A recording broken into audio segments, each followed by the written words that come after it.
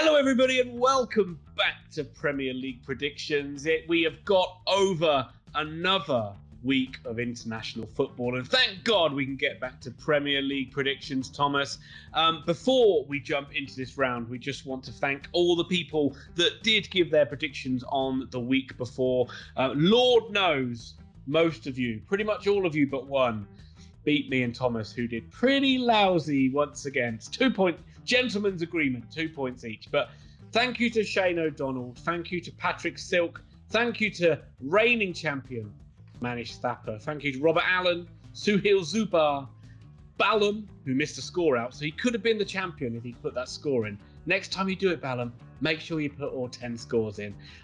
Special mention to A. Judy, who was the only person who got a lower score than us, so thank you very much for making us feel a little bit better. But special mention to our champion and our winner for the week, Faiz Yazin, with a very, very respectable 8 points, 2 correct scores, 1 for Chelsea, 1 for the Palace game. Very good get with the Palace 2-2 draw with Leicester, by the way, and a couple of correct scores in there as well, including the Man Utd draw. So well done, Faiz. A new champion is what we are, and the new is what we should say. If you do want to play along, and we'd love it if you do, you can put your predictions down below for this video and we'll give you a shout out in the next week's video, and who knows, you may be the champion of next week. And I think we're ready to jump into this, Thomas. We are slightly changing the order around, so forgive me, because there has been a rather interesting news topic over the last week. And our first game we're going to talk about is Newcastle United versus Tottenham Hotspur. Yep, that's right. Newcastle have been taken over. The Saudis are in the Premier League. Cue pandemonium, anarchy, 19 football clubs writing to the Premier League, disagreeing with the decision. Including Newcastle. They watched £250 billion worth of investment walk through the door, and just about everyone just went, oh shit. Newcastle fans are ecstatic. Steve Bruce has literally given 2 interviews now going, I might not have a job soon. Steve, shh, be quiet. They might not notice you now. Just shh. Oh, I think he's quite firmly on the middle of the dartboard.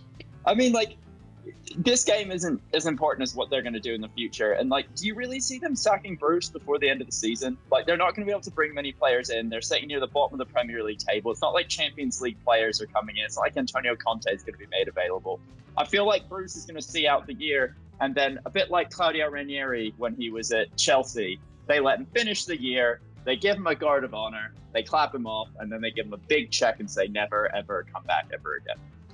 You might well be right. I have a feeling they will change it around about transfer window time. And I think they'll change about everything they possibly can around about then. And you'll see them try and bring in a load more players and a load more strength. But a lot of mixed feelings about it around the world. A lot of people didn't, not too happy with like Newcastle fans rejoicing and going crazy about it. But I think it's, at the end of the day, you just want to see your football club winning, don't you? You just want.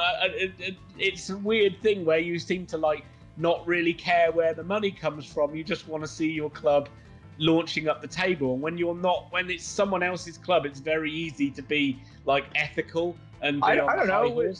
The Man United takeover by the Glazers has been met with literally opposition for a decade now. Like Man United fans didn't want that money coming in. They didn't want those owners. They didn't believe in them. They set up a separate team. They were so angry. The Newcastle reaction is incredibly different. And really quickly, while we're on the subject, they complain about a lack of investment. Their forward line cost over £100 million. Every year they bring in a 30 or 40 million pound player, and then Newcastle fans go, you're not investing enough money. No, they just bought shit players. Like, who spends £40 million on Joe Linton? I remember he scored 7 goals at Hoffenheim, and they spent £40 million on it. Unbelievable. I remember I said to a Newcastle fan a few years ago, and he did look at me rather weird afterwards, but I said, you could have Saddam Hussein in charge of your club, but no one would care so long as you win 1-0 every week. Yep. Pretty much. And,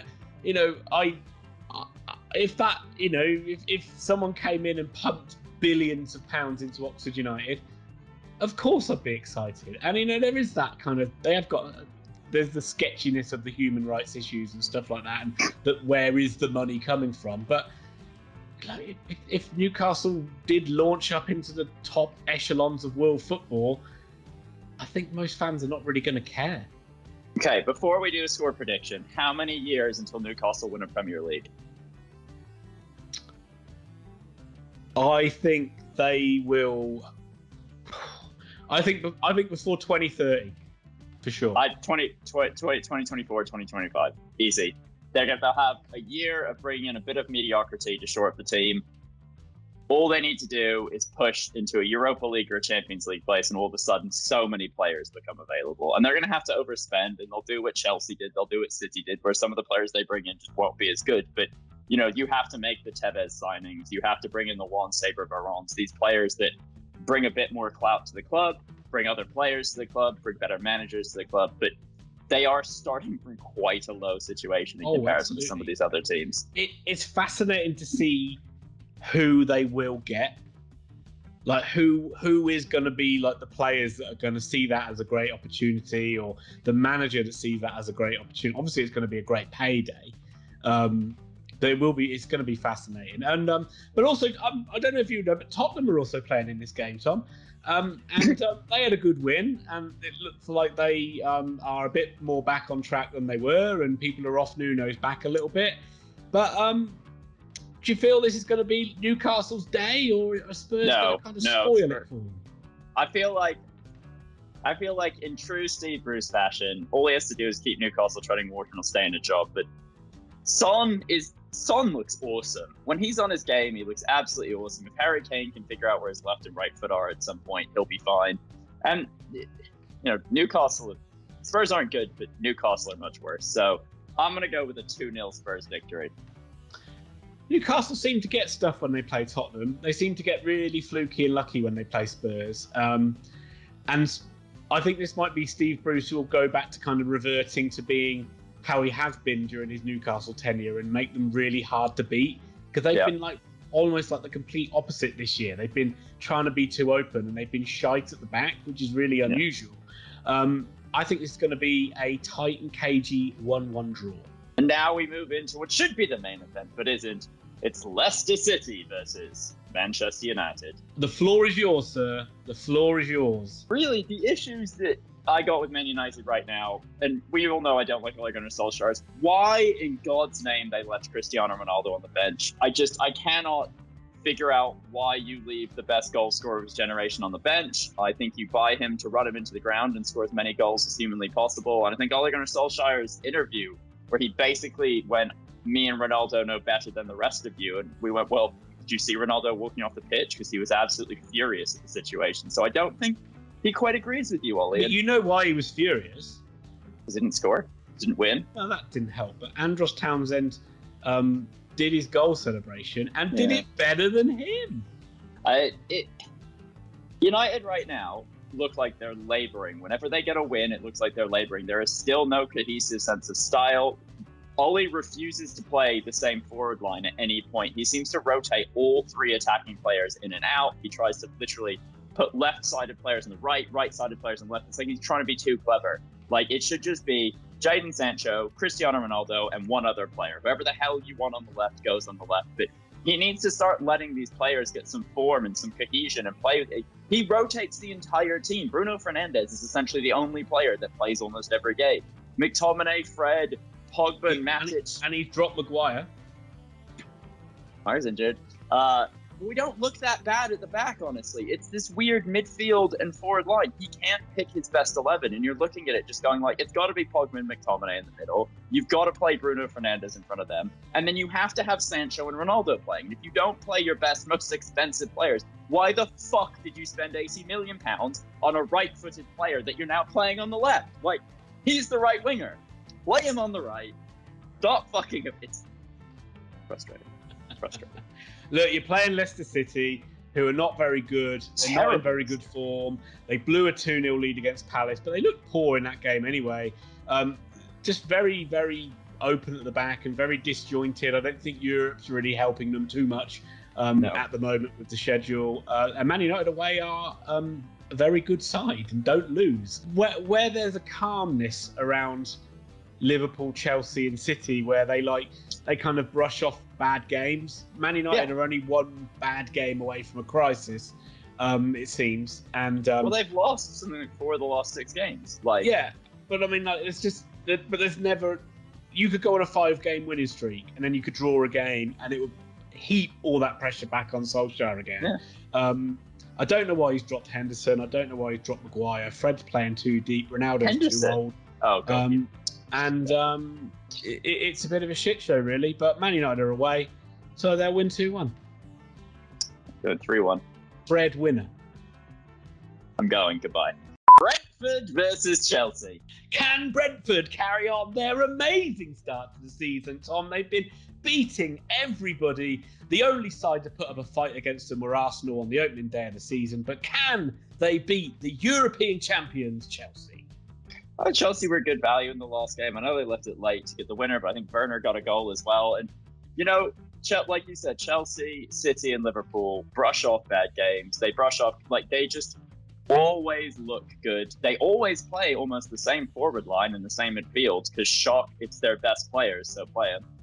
Tuchel's still getting a tune out of everyone. He seems to be doing a really good job of rotating Jorginho and Kante or having them play together at the same time. But considering where they play on the pitch, he's done fantastically to keep both of these players happy and both of them playing in certain games. Brentford have looked fantastic. Their attacking play, I mean, they remind me a little bit of Bournemouth, where I can just see them going on a bad run at some point because they're not going to change their style of play for anybody. I think they'll push Chelsea, but I think Chelsea will win this 3-1. Everything that's been good about Brentford and worked for them in the Championship is working for them in the Premier League. And all these players that they talk about the kind of the Frank systems and like the way they pick their players using the Moneyball analogy. But they have some wonderful footballers, and they can mix it up and play in a variety of different styles. And they're playing with a confidence now, and an energy. And when you've got a focal point in Ivan Toney, awesome. He gives the whole team a lift, and he's able to get the team up the pitch when they're in trouble. And to use a very cliched term, they've been a bit of a breath of fresh air. But did you notice that when Werner scores now, the Chelsea players don't even celebrate because they just assume he's offside? No, I did not notice that. But I also think Chelsea will win. I think it'll be... I'm going to match your score, actually. I think it's going to be 3-1 to Chelsea. Chelsea seem to concede the odd sloppy goal, but they'll find a way to win. Watford versus Liverpool. Wow, Watford were going to be a bit higher after their usual managerial... First of many managerial sackings, probably for the season. Xisco, Muniz, very much the Italian model of, well, you got us up, move aside, we're going to get someone better in now. And that's what Watford have done for these owners. That's their model, what they've always done. Over 10 years. It's not a surprise anymore. That's just what they do. They just bring in what they see as horses for courses managers to do a job. And Ranieri, I'm not massively convinced, but he did a good job, obviously, regardless of the Leicester stuff. He was shocking at Fulham. He did a good job in Sampdoria. If you look at the record there with no money, he did a good job of what he had. So they'll be looking for a similar job here. But Liverpool, you would imagine, could absolutely smash this Watford side. Yeah, I mean, this Liverpool side look pretty much back to their Premier League winning best. They're a little bit shaky every now and then in the back, but I think everyone's getting used to having Van Dijk back, and he genuinely looks like he's back to the exact same form as him before. Like, he just hasn't missed a beat, missed a whole year, and he just awesome again. Liverpool will definitely be up there at the end of the season. Watford look like they're probably going to get relegated. I think the Ranieri signing is a bit nuts. I mean, he's known as the Tinkerman. We know that he literally changes the lineup every single game. And Watford just don't strike me as a club that needs to be rotating 11 players every game. They kind of need their players to have form, put something together. But they're happy to get relegated, and they're going to lose this game 4-0. Wow, I was actually thinking exactly the same scoreline. I'll go one less. I'll go 3-0. And I'm just going to say, I'm sure you've all seen it. Salah's goal. Oh, wonderful goal. What a goal. What a player. And Salah and Mane and Jota might be one of the best forward lines in world football right now. Like, Mane and Salah are incredible. And Jota just seems to have I heard PSG's forward lines are half decent. Nah, don't know any of them. James Milner did well to stay on the pitch. Let's just leave it. Oh my God. Well, we'll talk about it a bit more when we get to the next match, Thomas. But I'm going to go for 3-0 Liverpool, but the next match is Manchester City versus Burnley.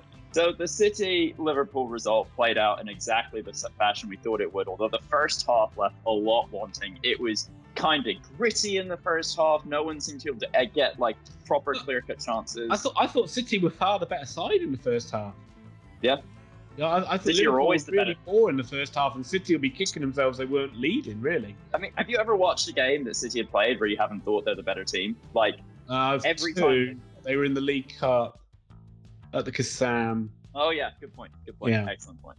But no, they always look the better side. They create so many opportunities. I think De Bruyne had a diving header that he somehow missed in that first half or some point in the second that you're just like, you're 6 yards out.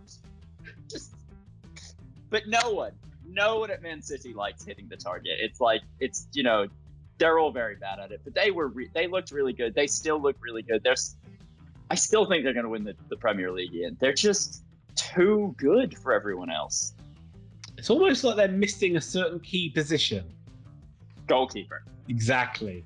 Yes. Well, certainly when you saw Edison's flat in the final moments, but what a tackle that was.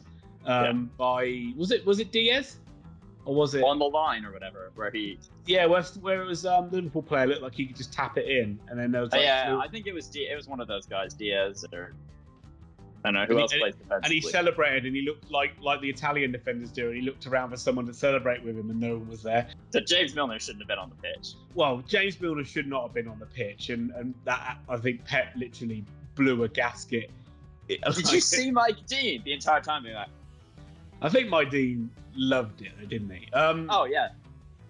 But I think in a way, Pep will be delighted with the way that Liverpool took the lead twice and City found a way to come back twice. Yeah. I think he'll be really happy with that.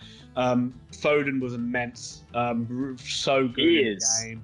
He's come back from injury and looks incredible all of a sudden. Yeah, back on that left wing. It's like he's still got to find a little balancing act of where Grealish fits best into this side. Because he's not going to leave him out or freeze him out or anything. And they've got so many qualities. And it's so weird how every few weeks, like a different City player outshines everybody else. And it's like there's a level like 8 out of 10. Generally for all the City players, and then one player will have a little purple patch. At the moment, it's Bernardo Silva. Like last season, it was but Bernardo Silva's like playing like the best football he's ever played in a Man City shirt at the moment. But I think we've talked about this far too long. How many are they going to put past Burnley, Tom? I'm going for 5. I'm going for 5 as well. 2 5-0 victories. And with that, Ian, we quickly have to social on our way to our Patreon. Thank you to all of you that follow us on Patreon. If you want to support the channel, please do go to Patreon. The link is down below. You can support us for as little as £3 a month. It pays for us to go to games, to live stream, to get microphones that actually work, headphones that actually work. Big thanks to Robert Allen, Christina Allen, PJ Simpson, and Matthew Bowden. You guys have been with us since the beginning, so thank you so much. Another huge shout out to Grandstand Bettors. If you need good betting tips, go over to their website. Their tips are immense. Their channel is blowing up. They've been with us since the beginning as well. So go over there, give them a follow, give them a like, comment on what they're doing, and do the same for us. Like, comment, subscribe. Can I just say, you are a fool. You are a fool. Not you, Tom. I'm talking to all of our audience. You are all fools if you bet on sports and you don't go to Grandstand Bettors for help. Facts. These are facts. And with that said, we move on to the second half, which will go much quicker than the first half because it's Arsenal versus Crystal Palace. How many games does this club go unbeaten? It is unreal. They are in the form of a lifetime. It is a bit scary coming up against the former invincible Patrick Vieira, whose Palace side are looking pretty good. But Arsenal are garbage. I don't want to say they're up there on like World Club Championship level, but I can't think of a better comparison. So that 0-0 draw against Brighton was inspiring. I'm going for 2-0 Arsenal. Yeah. Arsenal, like, they get a couple decent results. They put a couple games together, and you're like, cool, you got Brighton. Anyone can be. Oh no, you draw 0-0, and you were outplayed from pretty much start to finish. Saka offered very little. Smith Rowe offered very little. I think Aubameyang missed an open goal. It was not a great game from Arsenal in any way, shape, or form. I think Brighton created like 10 chances or something ridiculous against them. What? What are you looking at me for? What? Go on, just get on with it, because you clearly watched a different game. 1-0, Patrick Vieira's boys for the win. A different game to everyone else. Norwich versus Brighton. 0-0. Yes, I think so, but I don't like to put Norwich down for any points. So 1-0 to Brighton. You harlot. You whore. Yeah, I'm going to copy you. 1-0 to Brighton. Look, just quickly, we've had an international break. What does Neil Maupay have to do to get into this France squad? Score goals? Why is he not getting in above the likes of Benzema, Mbappe, Greasy Man? Giroud? He's has been. Southampton versus Leeds United. Leeds got their first win. It was much needed. It was probably... it didn't really matter how it came. They just needed it. And they probably should have scored more goals in the process than what they got. Saints also desperately need a win. They haven't had a win yet, despite playing good football, which is really got to be worrying for Ralph Hasenhüttl when they are playing well, but they're not picking up any points.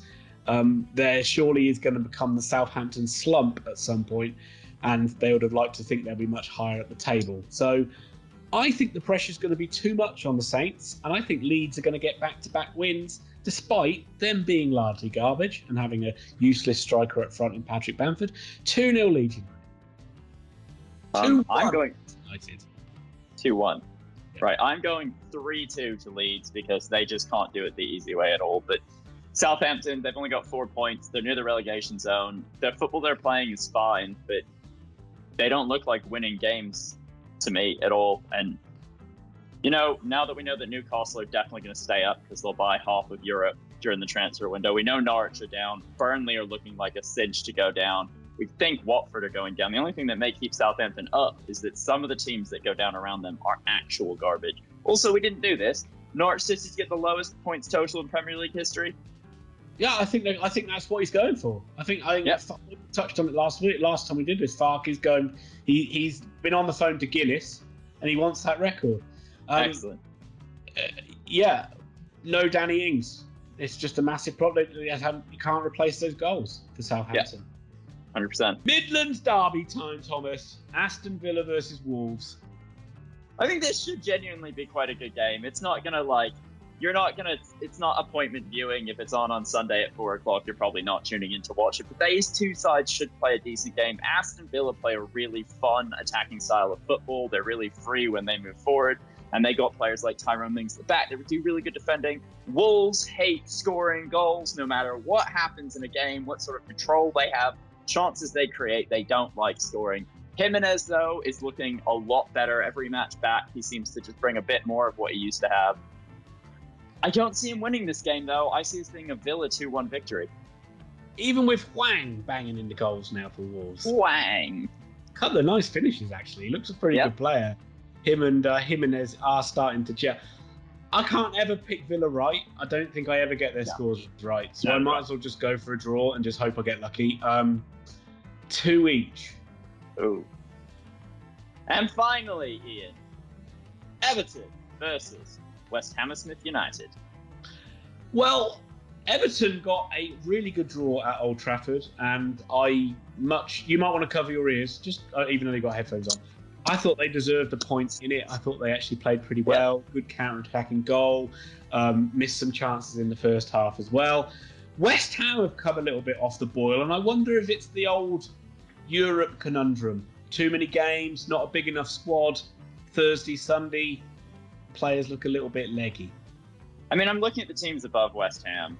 Brentford, Brighton, and Everton are 3 sides I could see slipping below them at any point. Obviously, Everton have had quite a good start, but Brighton have had an unreal start. There's no way they keep this going. Brentford have looked good, but do we really see them being a top 6 or 7 side at the end of the season? No.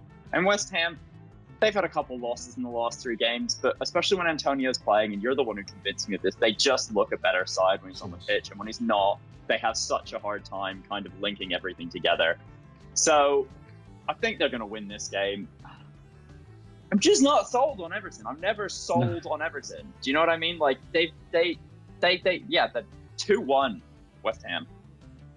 Yeah, I'm going to be boring and go for another draw, I think. I can just see this one being a 1-1 draw.